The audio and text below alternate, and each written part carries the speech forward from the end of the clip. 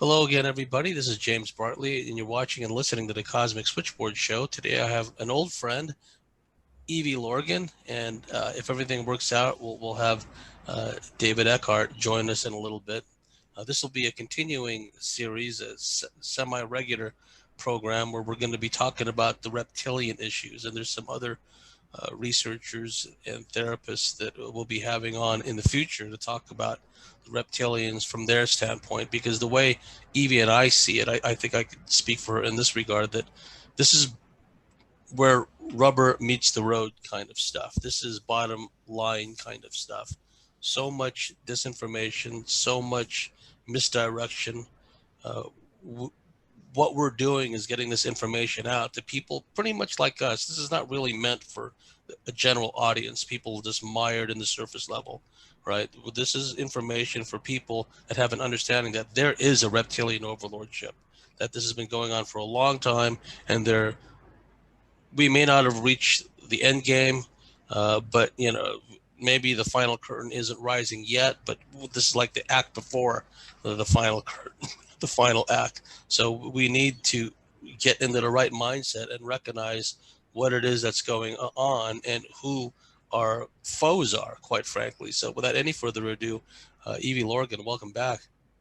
Well, thank you for having me, James. And we'll just make it an impromptu conversation about what we talked about and how it connects with the reptilians and our understanding of the factors that kind of move into this in not only what we discovered early on with the alien abduction, MK Ultra, satanic ritual abuse, but how it's playing out psychologically and how it manifests hyperdimensionally and what's going on in the world and these forces that seem to be the same forces working underneath all the time. But I think there's a lot of misunderstanding as the causes and conditions, and people are not seeing, quote, the forest for the trees, getting caught up in the distractions, which is actually part of the game. So if we can understand this for how it works, maybe we can get out of this with less damage, because there's a lot going on in the world, and you know as well as I do, the things that are going on are it's just intensifying. Well, we're seeing this massive collective trauma meted out again to the populace. I mean, 9/11 was a scant, what, 20 years ago now, a little over 20 years. And boy, how much has changed since then. And then this whole COVID business has come up, and the emotional heartstrings and the psychological games they're playing on people. Oh, we're going to ease the restrictions. Oh, we've just had another spike, of course, because they keep giving these bogus tests. We've had another spike, so we're going to have to push back on easing the restrictions, and it's a yo-yo going up and down, up and down. Meanwhile, depression is going on at a great level. Suicides, domestic violence, substance abuse going through the roof. It's a huge loosh fest. And who is this benefiting? And I'd like your thoughts on that, because there's this notion to this day, Evie, that this is just power mad bankers. This is just corrupt humans. Never mind that the corrupt humans, seemingly humans, but we know they're really reptilian hybrid plantation managers. That yes, a lot of these surface level truthers will acknowledge, yes, they get involved in all these pagan, Luciferian, satanic rites, but it Yeah. never, the coin doesn't drop. It doesn't occur to them that there's something not quite human about these practitioners, that they're not like us, right? No. That they themselves are hybrids, the demigods that were spoken of long ago. So I just, at the outset, I'd like your thoughts on that, because what they've seemed to have done is you look at the human race, think of it as like collectively as a child, and then you just constantly traumatize the child over and over and over, split it off, imbue all Yes. these alters into it, pervert it every other way, and that's the human race today. We can just see the difference in uh, the people around us, just how far off the mark they are as far as an understanding of what's going on. So please give us your thoughts of what brought us up to this stage, and how this Luciferian, Babylonian, reptilian agenda is playing out before our eyes. Well, I would say it's playing out, and there is some awareness in a larger scale happening now in the in the world with what we call the QAnon movement, which is real big in the US, but also in the world, which are like coded messages for behind the scenes of, the draining the swamp, right, of what's going on in the world happening through primarily the QAnon and the military and Trump and that particular alleged agenda of, clearing the swamp of the pedophiles and the trafficking, which is really run by the I would call it the Illuminati, the more of the satanic bloodline people who are hosted by non-human malevolent entities which feed on the blood sacrifice and the sexual torture, as well as many other perverse and disgusting things to get the loosh energy and power to carry out their agenda. So that's part of it. And I think part of that is actually true. But my concern is that there could be another level of deception even beyond that storyline, or taking advantage of people believing in that so much, but then not understanding there might be another coup behind it. And maybe it's because I'm a researcher who's researched so many conspiracies and see how they can use, for example, I'm not saying Q is false light, but how false light has manifested even the UFO visitation and the ET contact phenomena in particular, has done a lot of false light types of screen memories and virtual reality scenarios, or even they create these things in order to carry out a larger frame agenda that will promote their long-term goals. So, I'm not sure if I'm answering your question here, but I guess I would say that there's definitely what we call a non-human element that will act in and through alleged humans and human bloodlines and people who are weakened or mind controlled, or I think it's a type of corruption that happens on a not only a physical level, but a psychological and a spiritual level, where they get basically taken over by these non-human, like reptilians or dracos, or maybe some kinds of demons. We really don't know exactly unless we perceive it clairvoyantly, and it happens differently with different people. So, and that compels them to basically carry out was really the old Babylonian traditions of ritual blood sacrifice and even sexual sacrifice and sexual rituals, which is part of the corrupted ways of getting spiritual power, really.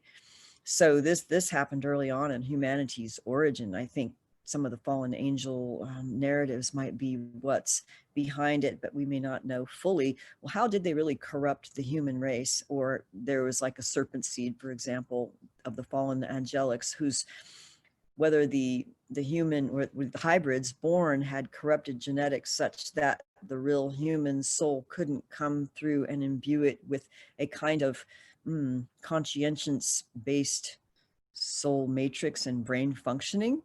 And that I'm sensing that, maybe there's actually a type of corrupted genetics that makes them have a brain damage that will type of manifest like psychopathic narcissistic personality disorder tendencies, where there actually is a brain anomaly that functions differently. Like people know in brain scans, for example, of psychopaths in particular, like serial killers, that their brain scans are different and they do function differently in the brain. And I think it's the hijacking or the the amygdala doesn't work right. And then we've heard people talk about this who've been involved in mind control projects. And I know maybe I'm getting ahead of myself, but the point I want to make is I believe there is a physical DNA and soul matrix corruption that is propelling behaviors and consciousness, which is harmful to humanity and life through human sacrifice, blood sacrifice, sexual torture, and basically narcissistic abuse and control, right? So that's what's running their behaviors, either by the spiritual entities or a combination of those malevolent entities in a corrupted genetic vehicle or vessel that has the brain damage that basically precludes empathy or impulse control with a lower frontal lobe capacity, as well as maybe the amygdala's messed up and the reptilian brain has really taken over.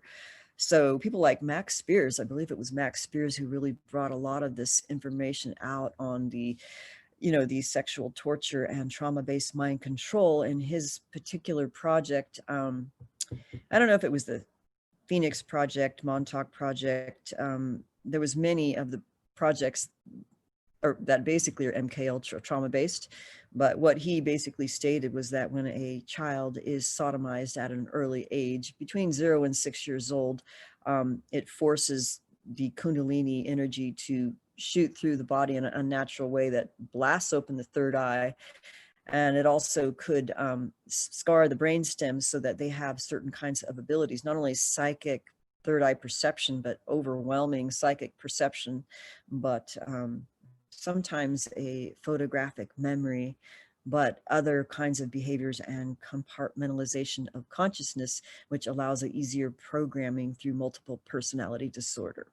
So basically, you know, these bloodlines, and he talked about this for years, right? And he was murdered probably, or who knows if his death was faked, I don't know, but I think because of what he spoke out, that he basically told the truth in some of the darker areas that we've been aware of over time through the reptilian involvement that kept repeating itself. People reporting, you know, they're seeing these lizard-like entities overshadowed or taking over someone's body in a temporary possession during sexual activity, during like one of these love bite kind of things, like a incubi, succubi, but it's more dramatic in terms of the reptilian appearance and oppression of the person. So that definitely has been more of a report that happened over time, to not be just, you know, something that somebody's making up. I think there's something to this whole reptilian thing, which is what we're really talking about, right? So I'll just kind of stop for here and let you go back to where you want to direct the conversation.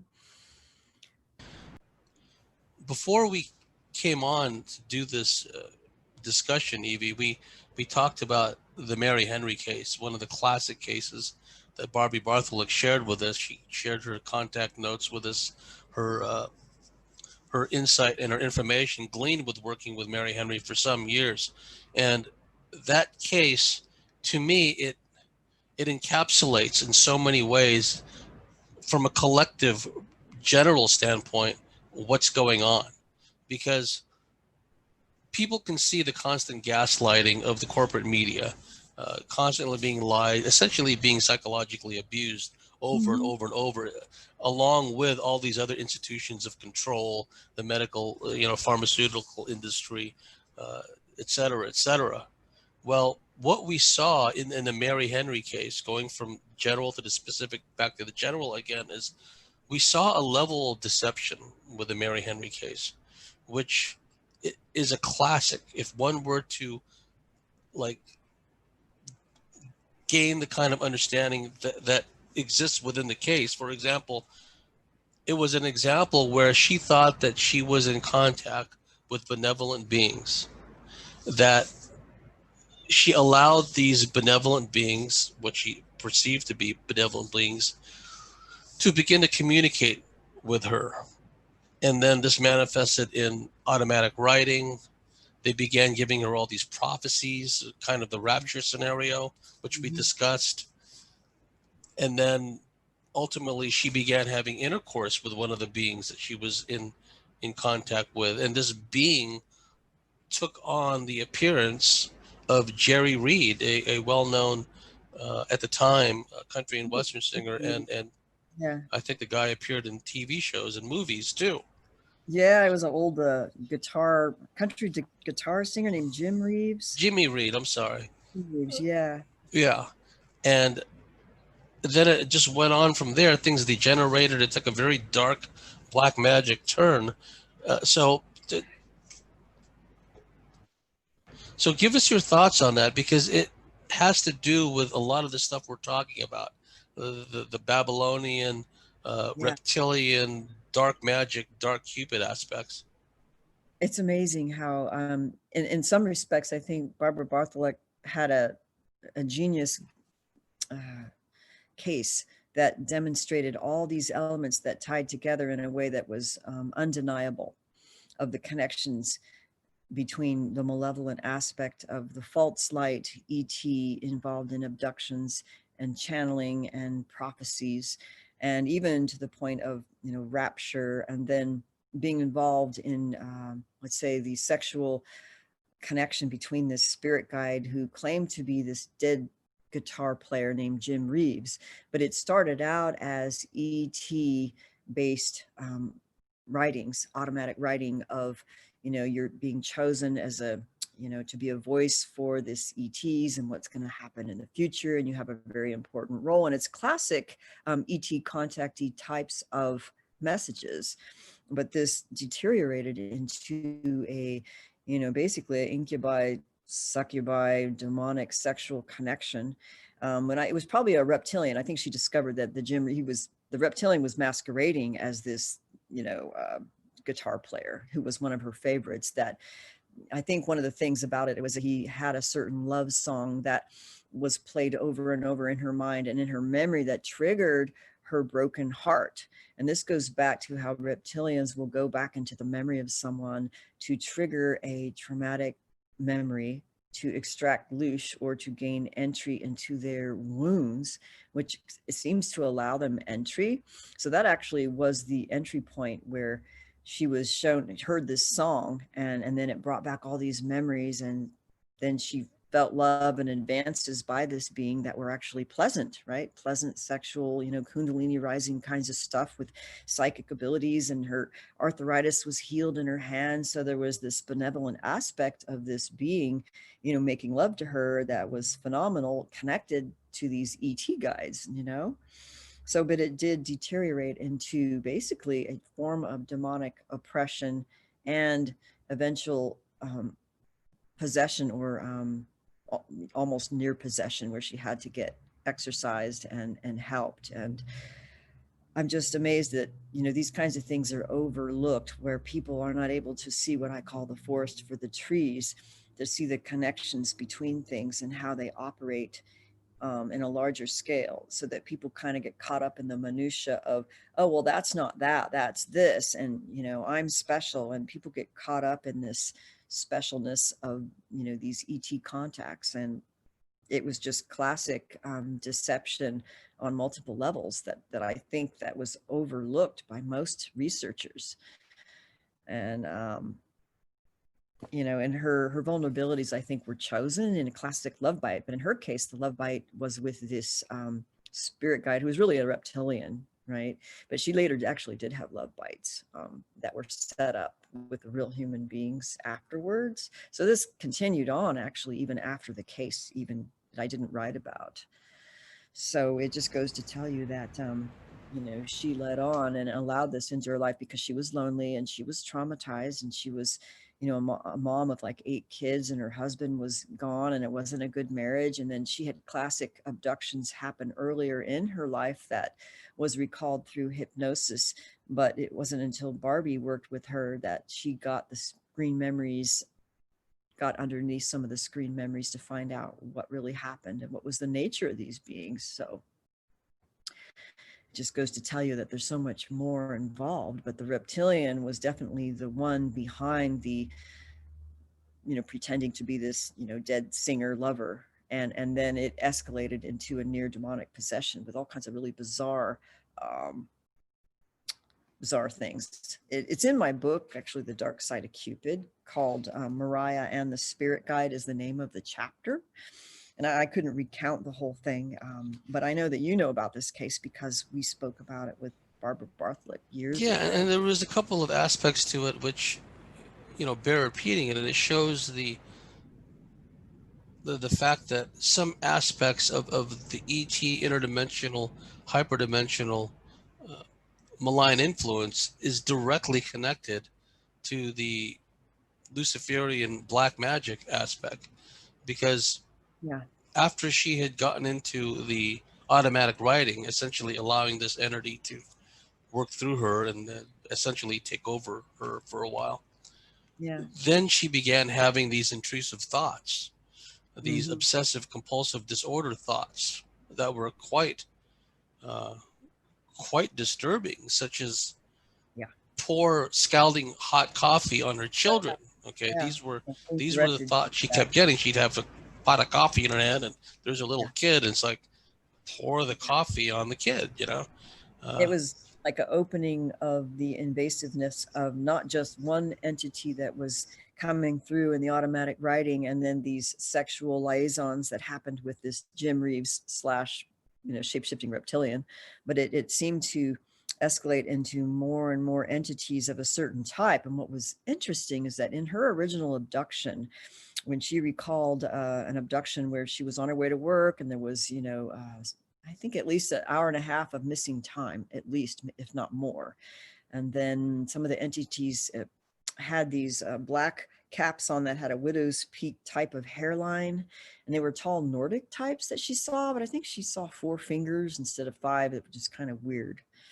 I'm trying to remember where I'm going with this now. I lost my train of thought, but the entities involved were the same that came through. Like, for example, as the basically reptilian and demonic forces became more invasive, she started hearing more voices, not just the one who was part of the spirit guide messages that came through that was supposedly, a group of ETs, basically, or one main ET, but there was actually a group of them. So what happened is that when she had these sexual liaisons with this entity, it would be, she went into this dissociative state, looked outside her body, and then she could see herself as another woman who was one of these, widow's peak, dark-haired women who was dressed like a witch, and then being made love to by the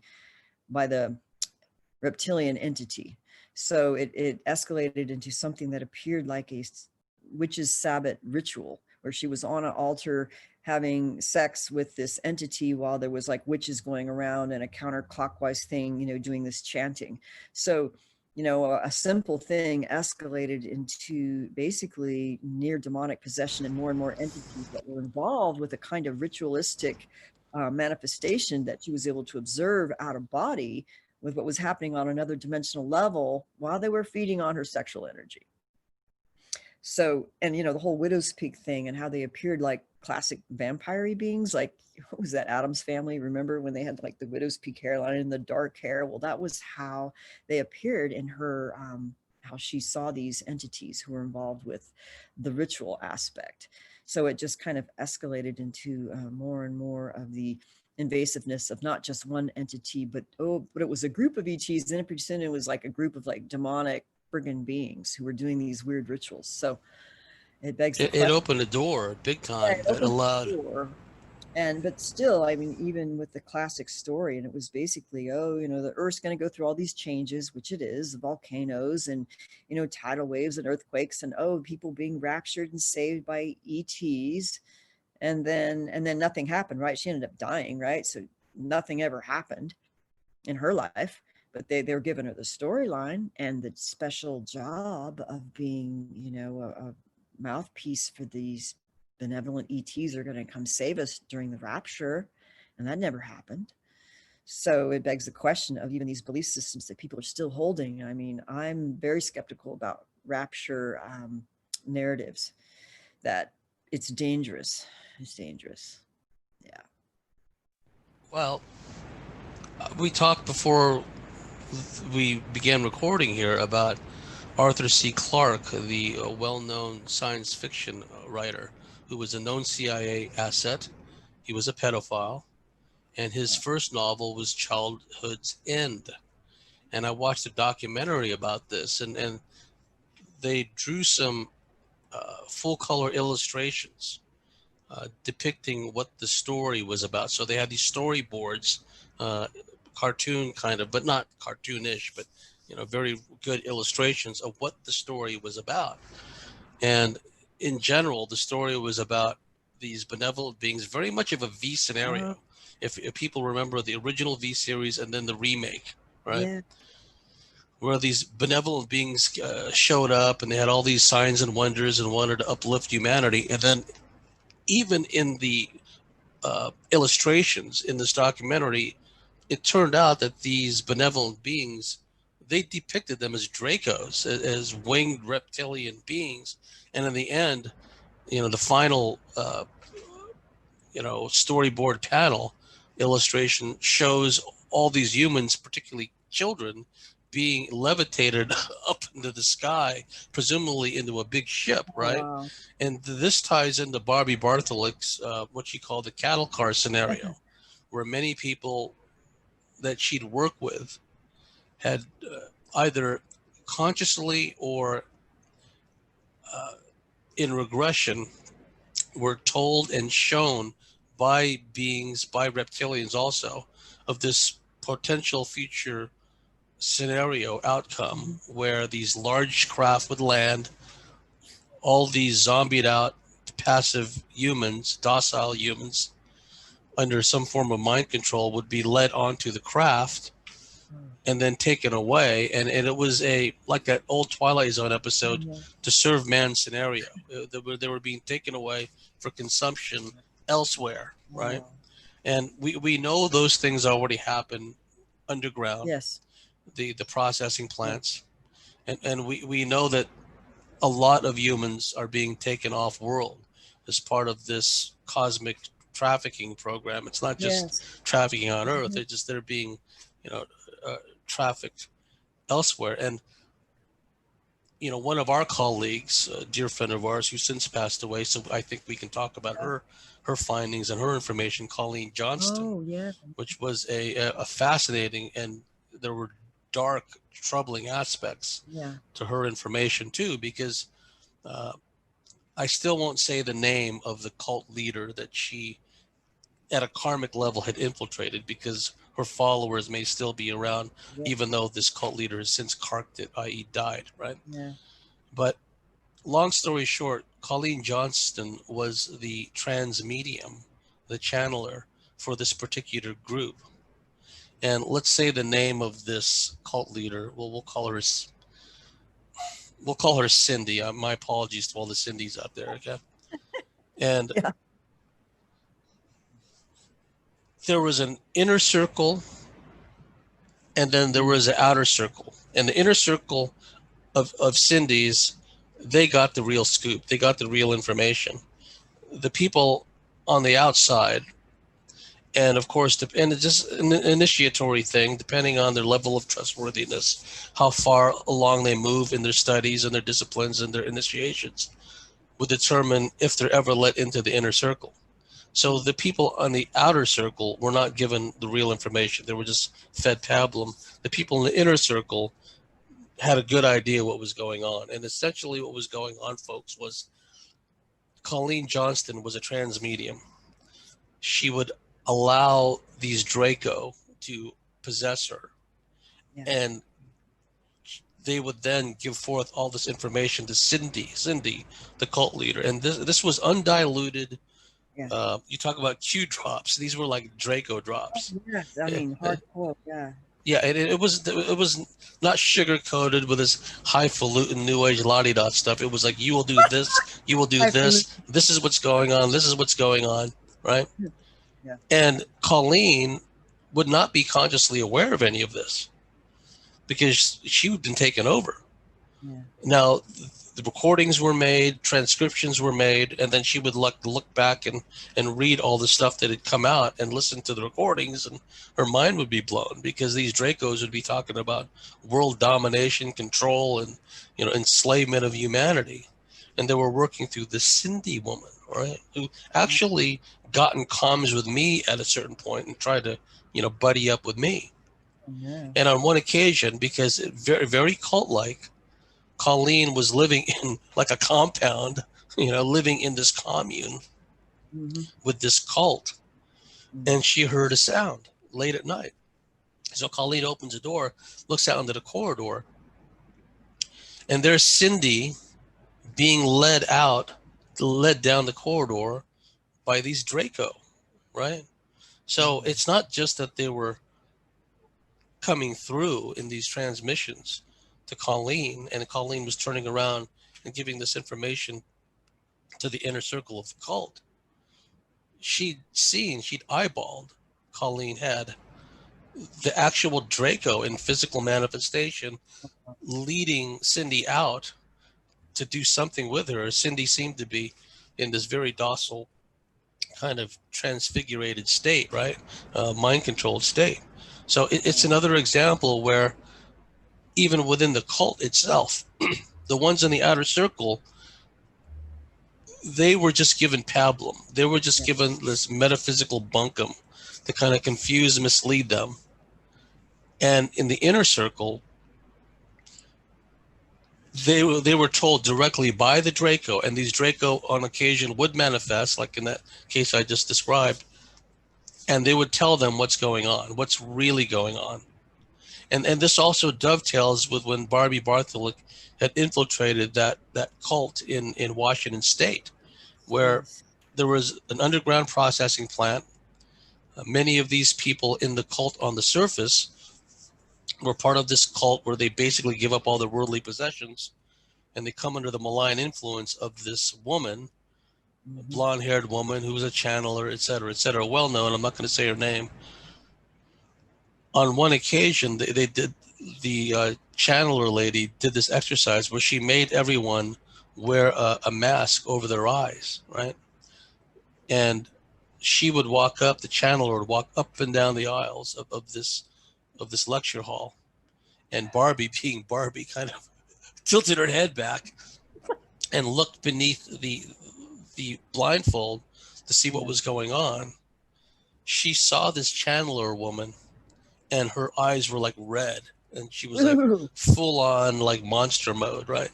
And Wow. Barbie goes, ooh, and then, you know, makes Wow. like she's just blindfolded like all the rest. But see, that's an example that you were just pointing out, that what seems to be this new age spiritual, essentially harmless, uh, Yeah. set of teachings, there's a dark undercurrent into it, which, and I look around now, we just did that panel not too long ago about the divine goddess, Oh, the yes. divine Right. feminine, and Feminine, masculine, yeah. yeah, and all the hate that was meted out, particularly to Laura Matsu and to Kelsey, right? Yeah. And they both bared their souls. They talked about, Kelsey talked about how she felt the power, Oh, and I hope yeah. I'm not misquoting her, but she felt the power of this Draco energy coming through Oh, her yeah. to And it the is real. point, yeah, Yeah. to the point where she could have made, and she did make for a time, these males eat out of the palm of her hand, basically. She Yes. had that power working through her. Yes. And she could have taken the path of least resistance and just keep doing that, keep making money, keep manipulating all these males. But she fought Mm, against it. She fought yeah. against it. She worked against it, healed, and now she's sharing her story, and she gets hammered anyway because it shatters that illusion that so Oh, many yeah. women out there of, oh, I'm a embodiment of the divine feminine. And then just really quickly, Yes, before, because I want to hear your take on this. See, women can get away with that. Women can say, oh, I'm a embodiment of the divine feminine. A guy can't get away with sir. that. I mean, we'll Yeah. get bricks thrown at us. Look what happened to David Icke. Oh, I'm the son of God. And for decades thereafter, people would point at him and laugh on the street, right? But Yeah. women, for whatever reason, have a free pass when they say, I'm a divine goddess manifested, incarnated on earth, right? So when Laura and Kelsey and others come along to point out, wait, there's some pitfalls to that whole concept. There's some dark aspects to that, where Yeah. the wrong kind of energies, the wrong kind of intelligences start working through you. You start to develop all this temporal power. Oh, yeah. Men start eating out of the palm of your hand, Oh, but you're so being powerful. manipulated and used for a darker, greater agenda. So, I Yeah. just decided to throw all that out there from Colleen Johnston, from the panel that we did, and just would like your thoughts on that, Evie. Well, I'm glad you reiterated Colleen's case because I actually had forgotten about a lot of the things that you shared. But I do remember where one of the women in the cult, that was her friend, who Colleen actually got out of it when she realized it was dark. But then she had a friend who was struggling to get out, who had to go through an exorcism where she got taken over by an entity. And then she had to basically help this woman for many hours, you know, for like 48 hours or whatever it was, during a complete demonic possession and a depossession that took place, which suggests that sometimes the channeling could lead to that depending on what's working, what windows they open. But the other thing that I'm sure it's kind of a no-brainer, but with the outer circle of the channeling and what Colleen was also involved in earlier, and which really she was the kind of person who just wanted to help other people and heal, and she had a natural psychic ability, and I guess it was the healing ability, and I don't know if it started with Reiki or whatever it was, but they actually did do genuine healings through these benevolent light beings that they believed were benevolent light beings, and they did do genuine healings, right? Which is the what you would call it, the there's a word in intelligence circles, but basically how to give them the positive, enough of the positive behaviors to pull them in the false construct of being, pulled in with the dark side. So they always have to give you a little bit of fodder of the good stuff to pull you in, which is genuinely just healing. But then on the other side of it is on the inner circle. Well, this is really a operation of control and destruction on a higher level, of these higher beings that are completely taking advantage of people who had no idea. I'm trying to remember, there was another thing you brought up. What was the other question, or the other Well, I brought up the cult that Barbie had infiltrated in Washington State. It was run by a shapeshifter woman, Reptilian. There happened to be a large reptilian processing plant underground nearby where some of the members of the cult on the surface had been taken underground to this reptilian processing plant and seen the bodies going down the conveyor belts and seen the bodies being dismembered and what have you, which again, folks, this is rubber meets the road stuff. One thing about the Q drops is it still keeps things at a surface, even though they talk about underground bases and children being rescued, et cetera, something that we all want to happen, right? It's nowhere does it go anywhere near the non-human reptilian aspects. It's still just humans that are because I ultimately still behind all feel, this. I heard this on another interview. I don't mean to interrupt. And it was somebody who was heavily involved in the behind the scenes rescuing and knowing about, who they're rescuing, what they do, what they see, but they did not really talk about the reptilian element. And they seem to think, well, it's just humans doing this to humans, but you have to understand there is this malevolent aspect of other human involvement that they tend to poo-poo and act as if it doesn't exist. They still kind of have this black and white thinking, just like we met in the old days. Remember in the old days when people would be coming out about their MK Ultra experiences, and maybe in the SRA bloodlines or the satanic ritual abuse types of Illuminati bloodline family members who were put through trauma-based mind control. And some of them would come out to talk about that, but then they would just completely poo-poo the alien stuff and the reptilian stuff and say, well, it's either all demonic or it's all human and it's all mind control. And they'd still have this black and white thinking, which is actually part of the problem of what I call the manifestations of trauma itself. Will want to see things in black and white terms. So I think it's not just a black and white thing, that there's much more complexity involved with the reptilians. But one of the things I wanted to say was that I did have one of these My Lab dream experiences, and I had shared this with you years ago, of being shown a processing plant of sorts, and whether or not this was a real, physical event, or I'm just being shown this in kind of remote viewing images. But I remember seeing that, like, the classic conveyor belt with body parts on it. And another experience where being taken underground, where humans are working in conjunction with aliens, with certain reptilians. And I don't know if you've heard this from others, but seeing a particular type of reptilian underground that would be kept in these special rooms that were like windows, but they were enclosed in a type of UV light for some reason. And then when they fed these are reptilians that looked black, and they had like more of a horn kind of thing. And it was a different type of reptilian, but it would be in these UV type of enclosed glass wall cages. And then when they would feed them, they had these drop open lids that come from the ceiling, and they're able to move them, so they opened up, and then these cages would come out, and then inside the cages was like prepubescent blonde naked children that they would basically consume.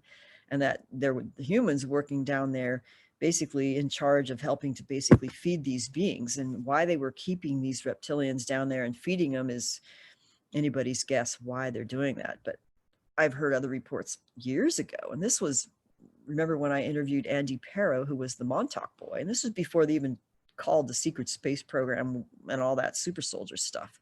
But he remembered seeing underground bases, women and children in cages screaming for help, and also the presence of reptilians doing, consumption of infant children, like terrible, cannibalism, acts of cannibalism, and as well as other things. So this was reported back in 1998 in some of my earlier interviews, but then nobody really wanted to believe. They thought it was crazy. And that kind of came out with some of Arizona Wilder's original testimony with David Icke and some of those things. But even now, it's like it's taken this long for people to finally, these things are happening, and they can only think, oh, well, maybe it's just human trafficking and it's just sex trafficking. And well, maybe there's some cannibalism, but they still don't get the degree of the involvement and the degree of corruption, and that has been kept, under the basically hidden from everyone. It's just, yeah. Well, they don't understand also the nature of the initiatory rites for these fraternal orders, for also the female equivalent in these dark priestess orders. Yeah. That, first of all, like you pointed out, they're largely from these hybridized bloodlines.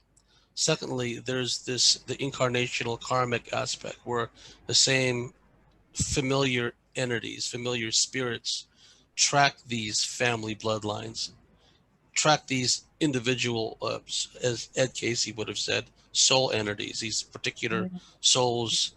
They seem to know when they're going to reincarnate into what families, and the same entities that worked and manipulated through them in previous incarnations are there again, because they exist in a timeless realm, and they're not constrained by time factors like we are, right? So they don't understand that as they progress up the initiatory ladder and they're expected to do more and more sordid things, and conduct ceremonies in vortex ridden places that are designed to take place in vortex portal areas. Right. So they get taken up, and pretty soon because the entities, the souls that they were sharing to begin with were these non-human entities, reptilians and other entities to begin with, like a Hillary Clinton type, would have been corrupted from birth. I mean, she would have been born, conceived, all that on specific days, specific times. Yeah, moonchild rituals. Moonchild stuff, astronomical alignments, all that stuff plays a role. And so when they come around again, right, then they're automatically brought into the fold, put through all the initiations. And so as time goes on, more of what was in there initially, that non-human aspect, comes out more and more and more and more. And pretty soon they could just completely take it over. And it's not even really a takeover. It was like, this is what it was meant to be anyway. They were just this host vessel. It was understood at a higher level that they would be taken up by a particular entity or entities. And so that's what's missing from a lot of these surface level types, where they recognize that, okay, there are these evil humans, but they don't realize that they're not even quite human. And like they have a soul. Like I always question whether, when they talk about the fallen angels who had basically mated with humans to create the Nephilim, which were the original hybrid serpent race of sorts, maybe. And I don't know if I know this correctly, but they would have to have the souls of their, one of their parents. So some of them might have had souls and some of them didn't. Or I think the genetics could have been corrupted in the downline, and some of them and not some of them, right? So that the corrupted genetics made them become basically cannibals, right? They had become blood drinking, flesh eating cannibals of like psychopathology, right? So there's some kind of corrupted element within these hybrid lines of the fallen ones, although not all of them in the families are like that at all. Some of them are like wonderful people who get out and they tell the truth, and they're just blessed by the Spirit of God, and they come and tell the truth.